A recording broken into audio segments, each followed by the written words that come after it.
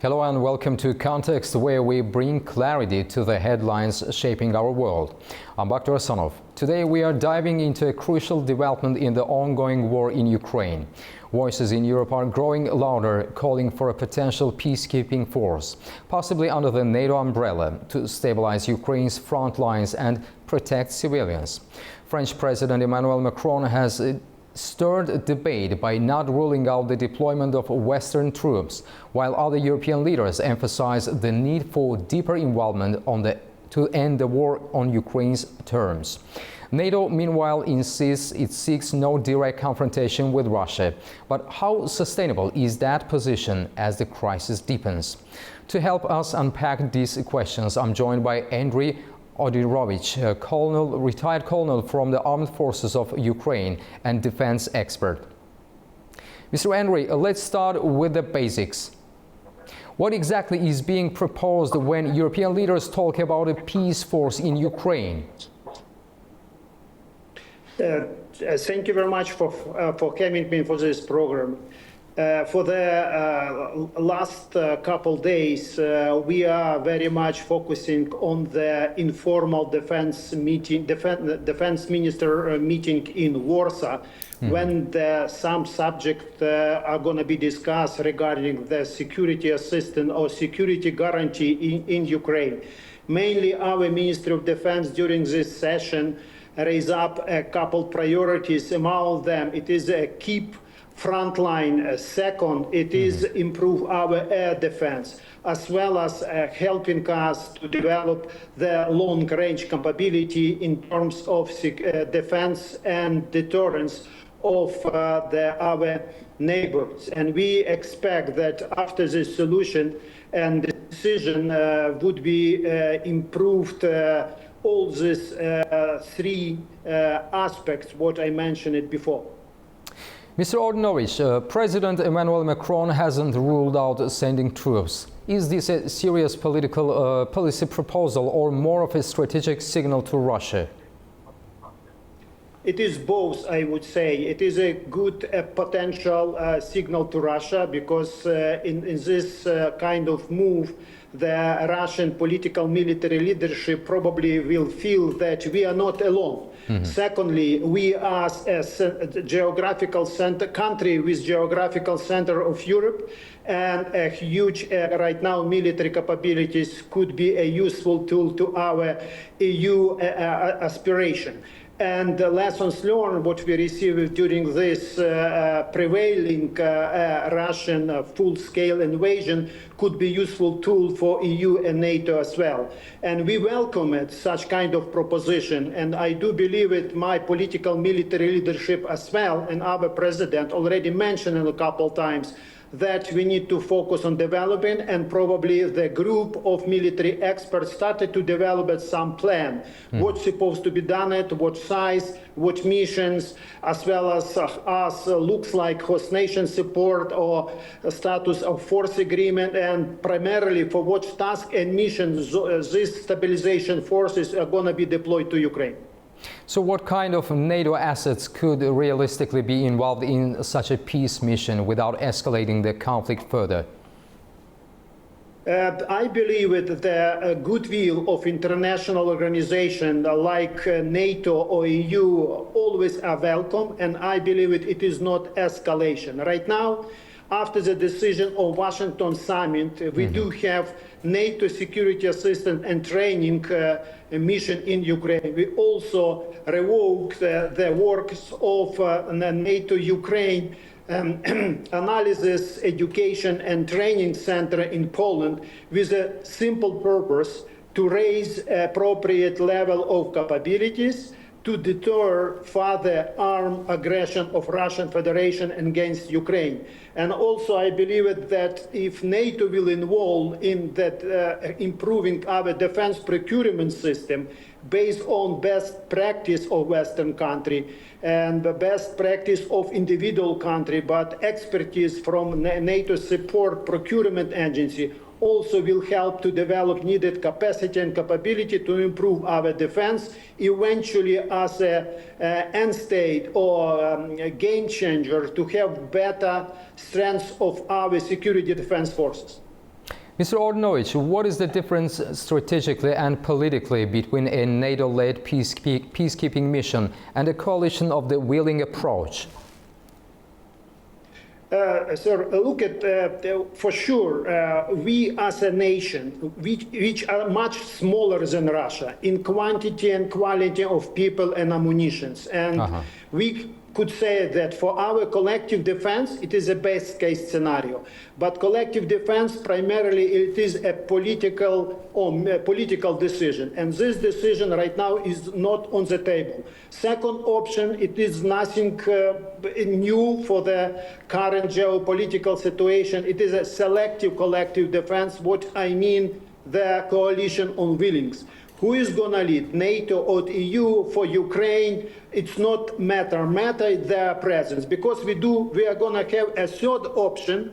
It could be the return back to Ukraine and nuclear status, which for sure will deter Russian for further escalation and aggravation situation. We are welcome such political decision to support Ukraine with the coalition on willing of troops, and I believe it could be good instrument initially to push our enemy to negotiation table. Second, to set as just and fair peaceful solution.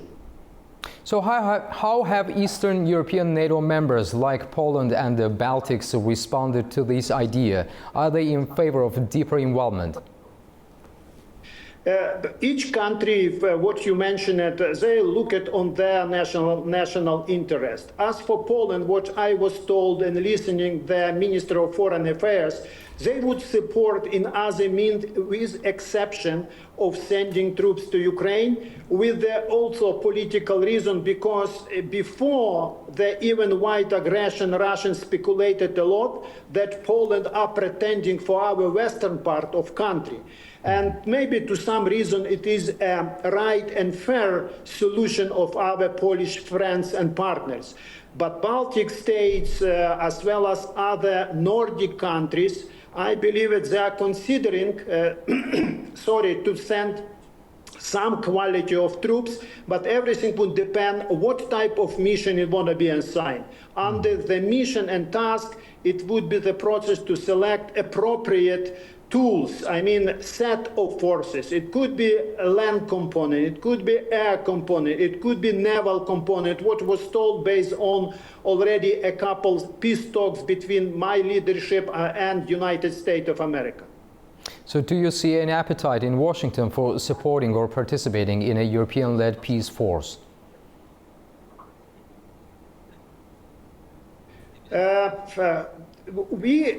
Based on a position of United States. If you want, I can repeat the question again. Based the position of United States with NATO and cooperation with EU, I do believe it would be a key interest to have more strong footprint of United States of America in resolution of the situation around Ukraine. Because right now, this kind of two ways of doing negotiation, one with Ukraine and other with Russia, are helping to come up to consensus or to the points which would be accepted by both sides. Mr. Ordinovich, could such a deployment inadvertently trigger Article 5 if NATO troops come under attack in Ukraine? How are legal boundaries being considered in this situation? It is probably the most difficult question to explain, yes, because mainly Article 5 working belong to the political solution.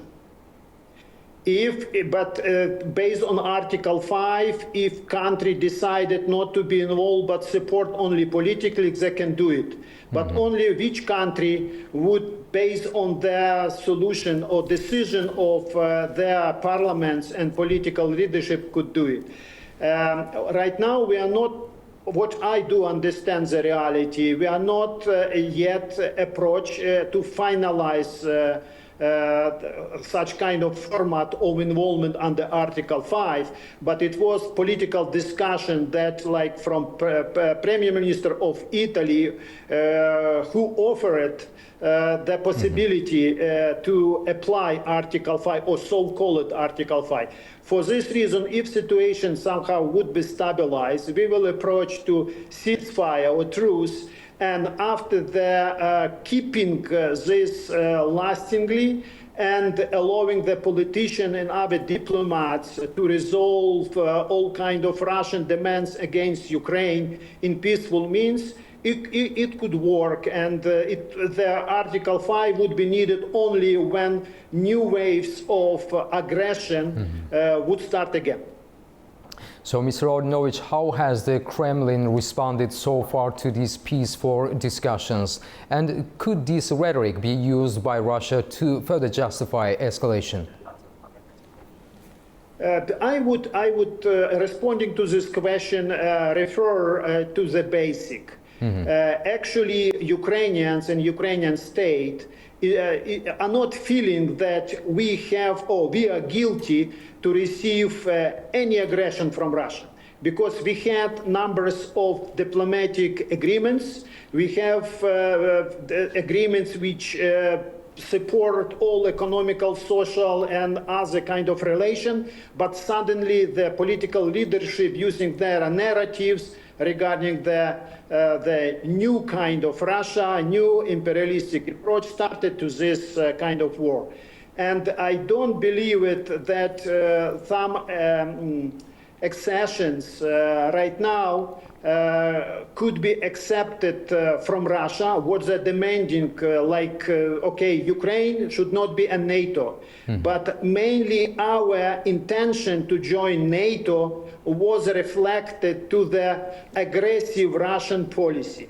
Second, they wanted to keep so-called new four regions when they have included already in constitution. But as we mentioned it, that Ukraine as a part of Russian Empire, eventually as a part of Soviet Union, those regions, they are Ukrainians.